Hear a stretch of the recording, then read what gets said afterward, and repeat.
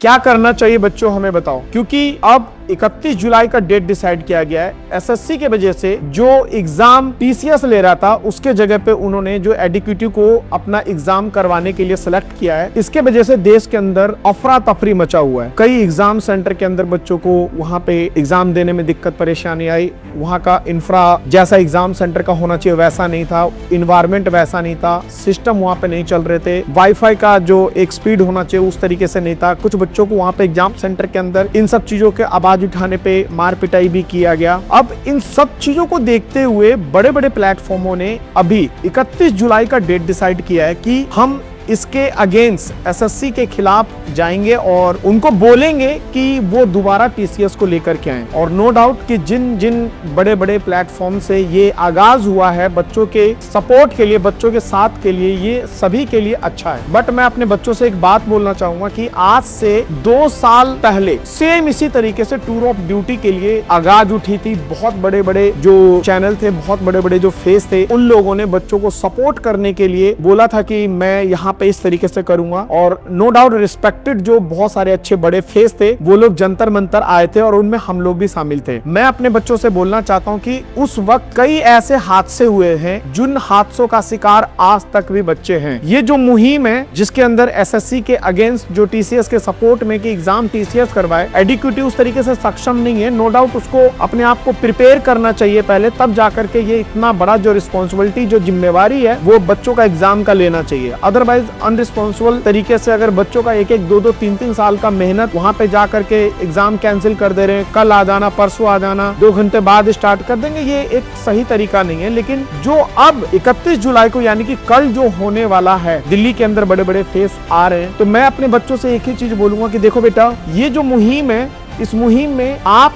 और जो टीचर्स हैं ये सब मिल करके ही हम लोग एक्टिविटी करेंगे। बट आपसे एक रिक्वेस्ट रहेगा कि भारी मात्रा में अगर टीचर्स आ रहे हैं, बड़े चेहरे आ रहे हैं, दिल्ली के भी बहुत सारे स्टूडेंट होंगे, तो जो इकट्ठा होने की जगह है, दिल्ली में जंतर मंतर भी है, बहुत सारे रामलीला मैदान भी है, तो कहीं पे भी एक जो वहाँ पे पैलेस को डिसाइड करके वो लोग इकट्ठे होंगे, तो वहाँ पे जो बच्चे होंगे वो उग्र टाइप के हो जाते हैं। उग्र होने के बाद क्या होता है, प्रशासन उसके ऊपर अलग तरीके से एक्शन लेता है। कई बच्चे जो टूर ऑफ ड्यूटी के अंदर अरेस्ट हुए थे, जिन्होंने ट्रेन के विवाद में आ गए थे कि ट्रेन जला दिया या तोड़ फोड़ कर दिया, सरकारी सामान तोड़ दिए, या उग्र तरीके से अपनी डिमांड को पूरा करवा रहे थे, तो उसके साथ जो हादसा हुआ, उन बच्चों में से भी कम से कम हजारों की तादाद में बच्चों को अरेस्ट किया था, जिसमें से भी 100-200 बच्चे भी जेल के अंदर हैं। मैं अपने बच्चों से यही रिक्वेस्ट करूंगा कि बेटा, कोई भी मुहिम हो, आपका जो धर्म है एजुकेशन, आप अपने पढ़ाई में जिस तरीके से मेहनत कर रहे हैं, आप उस तरीके से मेहनत बिल्कुल कंटिन्यू करेंगे। हाँ, अगर कुछ बच्चे ऐसे हैं जिनके पेरेंट्स उनको बोलते हैं कि आप इस मुहिम के अंदर जाएं, सारा एक्टिविटी करें, लेकिन वहां पे जो एक अनुशासन बना करके, जैसे बड़े बड़े चेहरों ने बोला है कि हम एक सीक्वेंस वाइज वहां पे जाएंगे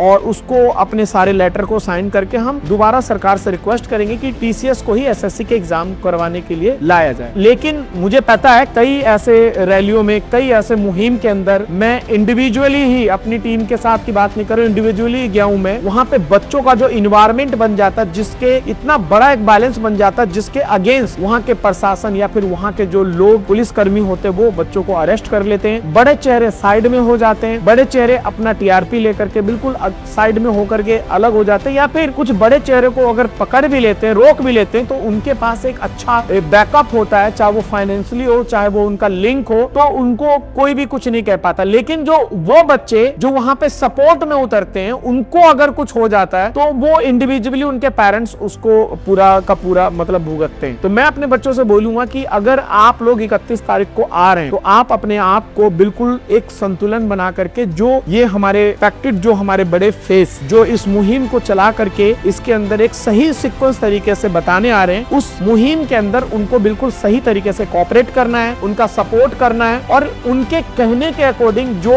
सरकार निर्णय लेती है उसको हमें मानना है। चाहे वो टीसीएस लेकर के आए या फिर एडुकेटिव को अगर लेकर के आ रही है तो इसको बोले बोले कि ये अपने आप को बिल्कुल प्रिपेयर करे, क्योंकि मेहनत खराब जाना, बार बार कैंसिल होना, बच्चों के ऊपर हाथ उठा करके उनके ऊपर बदतमीजी करना, नए नए स्टाफ को हायर कर रखा, वहां पे जाकर के वो एग्जाम सेंटर में बच्चों के सामने सेल्फी ले रहे कि हम एग्जाम करवा रहे हैं एसएससी के। तो ये एक चीज अनमेच्योरिटी शो करती है। तो पहले ये एक अपने आप को तैयार करें, उसके बाद एसएससी का एग्जाम ले। और जो एक मुहिम है कि टीसीएस लेकर के आए, या फिर जब तक एडीक्यू इतना मिच्योर नहीं हो जाता, इतना परफेक्ट नहीं हो जाता, जब तक कोई भी एसएससी का एग्जाम ना हो, जब तक होल्ड करके रखा जाए। तो इस मांग के लिए आप लोग और हम लोग मिल करके जो 31 जुलाई को दिल्ली के अंदर जहां पे निर्धारित जो भी बड़े फेस हैं जो डिसाइड करेंगे, हम उनका पूरा सपोर्ट करेंगे। और इसमें बच्चों से फाइनली यही रहेगा कि वो अपने ऊपर धैर्य रखेंगे और जो वहां पे गाइडलाइंस की रिक्वायरमेंट होती है, जो वहां पे term and condition, rule regulation होते हैं, उसको शांतिपूर्ण से बना करके चलेंगे। तो मेरे प्यारे बच्चों, आप लोगों का भविष्य, आप लोगों की मेहनत, आप लोगों का एजुकेशन, जब तक आप अपने आप में कंट्रोल और संयम करके सारी चीजों का ध्यान रख करके आगे बढ़ेंगे, तो कोई भी